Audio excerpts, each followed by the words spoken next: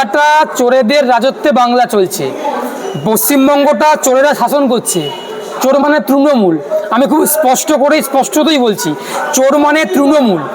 আর সেই তৃণমূল যে বিধানসভার বাইরে যখন চুরি করতো, আর সেই তৃণমূল বিধানসভার বাইরে চাল চুরি করতো, ত্রিপল চুরি করতো, কয়লা চুরি করতো, সোনা চুরি করতো, মাটি চুরি করতো, বালি চুরি করতো, সেই তৃণমূল বিধানসভার ভেতরেতে মোবাইল চুরি করছে।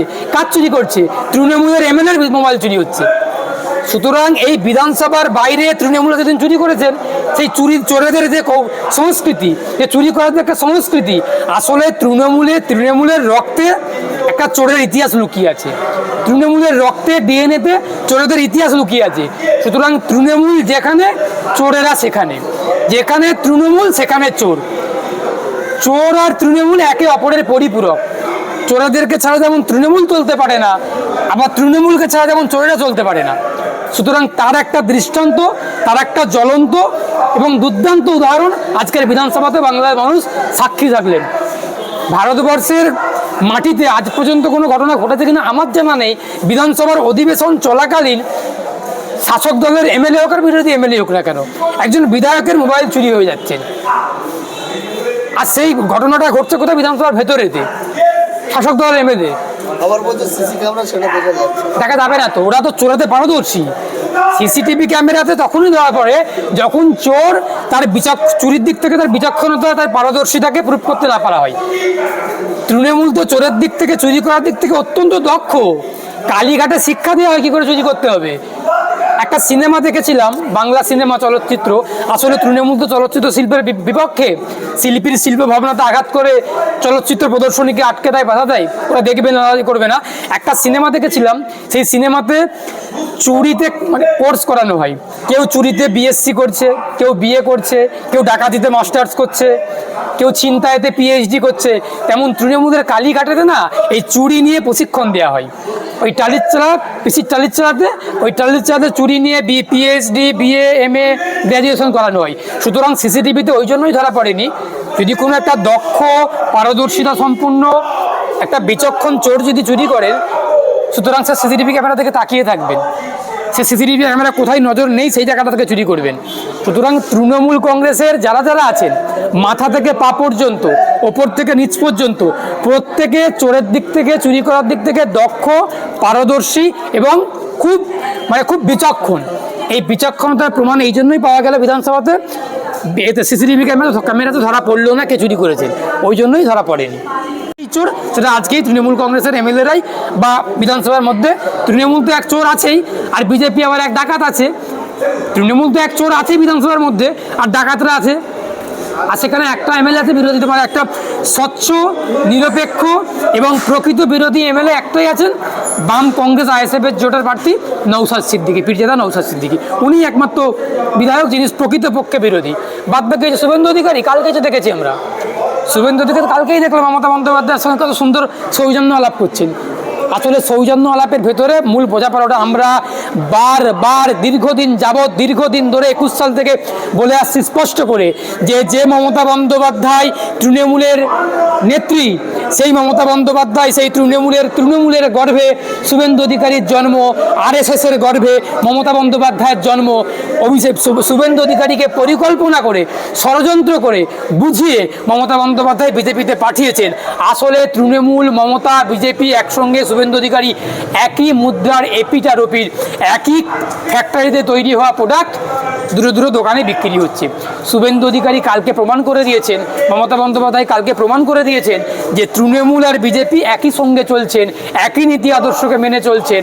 শত্রুঘ্ন সিং প্রমাণ করে দিয়েছেন, বলেছেন যে গোটা ভারতবর্ষ জুড়ে আমিষকে নিষিদ্ধ করে নিরামিষকে লাগু করতে হবে। বিজেপির ভাবনাকে প্রতিষ্ঠিত করেছেন। কে করেছেন? তৃণমূলের এমপি। আবার তৃণমূলের বিজেপির এমএলএ শুভেন্দু অধিকারী মমতা বন্দ্যোপাধ্যায়ের সঙ্গে আলোচনা করছেন। আবার তৃণমূলের নেত্রী মমতা বন্দ্যোপাধ্যায় শুভেন্দু অধিকারীকে বলছে, কিরে যাবি না?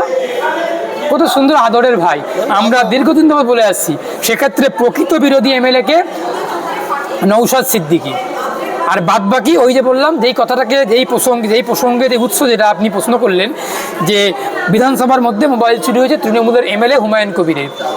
চুরি হয়েছে তৃণমূলের, চোরের মোবাইল চুরি হয়েছে, চোরেদের মোবাইল চুরি হয়েছে।